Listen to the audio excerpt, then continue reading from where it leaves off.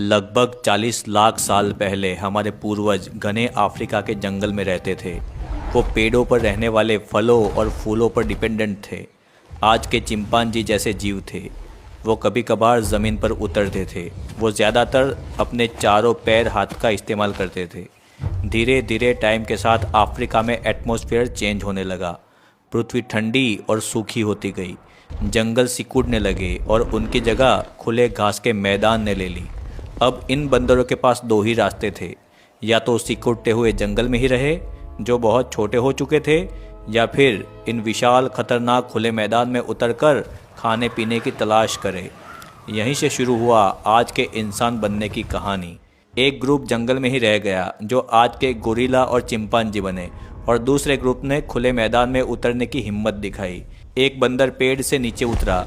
खुले मैदान में बड़े बड़े घास के अंदर चार पैरों पर झुककर चलने से घास के पार कुछ नज़र ही नहीं आता था।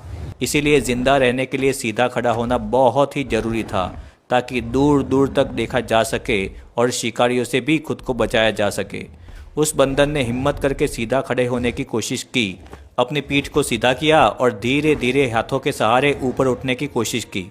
शुरुआत में तो वो लड़खड़ाया और हाथों से ज़मीन को छूकर बैलेंस बनाता रहा, लेकिन जब उसने थोड़ा सीधा होकर खड़ा होने की कोशिश की तो पूरा मैदान उसे दिखने लगा। उसने पूरी तरह अपनी पीठ सीधी कर ली, दोनों पैरों पर संतुलन बनाया और सीधा खड़ा हो गया। यही वो पल था जब बंदर से इंसान बनने की असली शुरुआत हुई। सीधा खड़ा होने से उसे दूर दूर तक दिखने लगा। बस इनको ही ऑस्ट्रालोपिथेकस कहा जाता है। खड़े होने का सबसे बड़ा फ़ायदा था कि उनके हाथ अब फ्री हो चुके थे, जिससे वो चलते चलते खाना इकट्ठा कर सकते और हथियार या बच्चों को उठा सकते।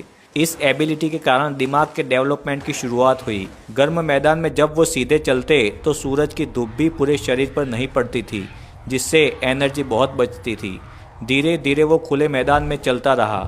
ये सब उसके लिए नया था। उसने अपने बाकी दोस्तों को भी नीचे बुलाया और दो पैरों पर चलाया। पहली बार वो खुली धरती पर चल रहे थे, तभी अचानक घास के अंदर कुछ हलचल हुई और अगले ही पल एक शेर झपट पड़ा। उसने एक बंदर को अपने दांत में दबोच लिया और उसको घसीटता हुआ दूर ले गया। बाकी सब ये देखकर चीखने लगे। कुछ पेड़ों की तरफ भागे, कुछ वहीं रुककर कांपते रहे। सबकी आंखों में डर था, पर उस दिन उन्होंने ये सच्चाई देखी कि ये नई दुनिया खूबसूरत जरूर है, पर बेरहम भी है। शेर के हमले के बाद वो दूर जाने की हिम्मत नहीं जुटा पा रहे थे, मगर भूख ने उन्हें फिर से मैदान की ओर खींचा। एक दिन उन्होंने देखा घास के बीच में गिद्धों का एक झुंड मंडरा रहा है। जब करीब जाकर देखा तो एक बहुत बड़ा हिरन था, जिसका शेरों ने शिकार कर कर खाया था।